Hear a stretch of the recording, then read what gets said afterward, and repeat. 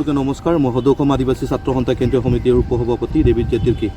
আজি আকৌ press meat দিব লগা হৈছে, কাৰণ আমি যোৱা ৰাতি গম পালোঁ যে চিৰাং জিলাৰ গৰুবাচা নাগদলবাৰীত চাইমন কিস্কু নামৰ যুৱকজনক চুৰিৰে আঘাত কৰা হৈছে।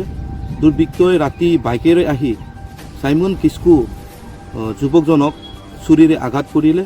আজি সদৌ অসম আদিবাসী ছাত্ৰ সন্থাৰ হৈ আমি সেই ঘটনাক তীব্ৰ নিন্দা কৰিছোঁ, গৰিহণা দিছোঁ আৰু আৰক্ষীসকলক আমাৰ অনুৰোধ জনাইছোঁ সদৌ অসম আদিবাসী ছাত্ৰ সন্থাৰ তৰফৰ পৰা যে যিজন কালপ্ৰিট হয়, যিজন দুষ্কৃতিকাৰীয়ে সেইবিলাক ঘটনা কৰিছে আৰু আমাৰ যিটো ভাতৃত্ববোধৰ যিটো ৰিলেশ্যন আছে সেইটো ভাঙিব বিচাৰিছে, সেই ধৰণৰ ব্যক্তিসকলক কৰায়ত্ব কৰিব লাগে আৰু উচিত শাস্তি দিব লাগে।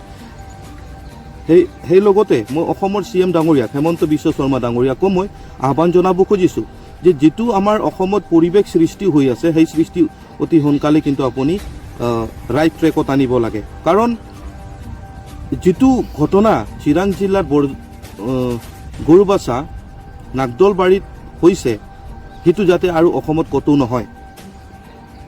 আমি যেনেকৈ ইনচিডেণ্ট হৈছে, যেনেকৈ সেই ঘটনাটো হৈছে, আমি জানিব পাৰিছোঁ যে সেইটো ভাতৃত্ববোধৰ মাজত এটা কাজিয়া লগোৱা, সেইটো আমাৰ বড়ো আৰু আদিবাসী বা সকলো জনগোষ্ঠী আমাৰ BTCৰ ভিতৰত যিবোৰ জনগোষ্ঠী আছোঁ, আমি সকলোৱে সমন্বয়কৈ আগবাঢ়ি আছোঁ, একেলগে আগবাঢ়ি আছোঁ। সেই ভাতৃত্ববোধ ভাঙিবৰ কাৰণে সেই যোৱাকালিৰ ইনচিডেণ্টটো কৰা হৈছে। সেইকাৰণে মই অসমৰ চিফ মিনিষ্টাৰ ডক্টৰ হেমন্ত বিশ্ব শৰ্মাক অনুৰোধ জনাইছোঁ যাতে সেই ঘটনাক চিৰিয়াছলি লৈ অতি শীঘ্ৰেই কালপ্ৰিটসকলক যাতে কৰায়ত্ব কৰি সিহঁতক উচিত শাস্তি দিব লাগে। কাৰণ এনেধৰণৰ কাণ্ড, এনেধৰণৰ ঘটনা যাতে পুনৰ আমাৰ BTCত বা আমাৰ অসমত যাতে নহয়, সেয়ে কামনা কৰিছোঁ। ধন্যবাদ।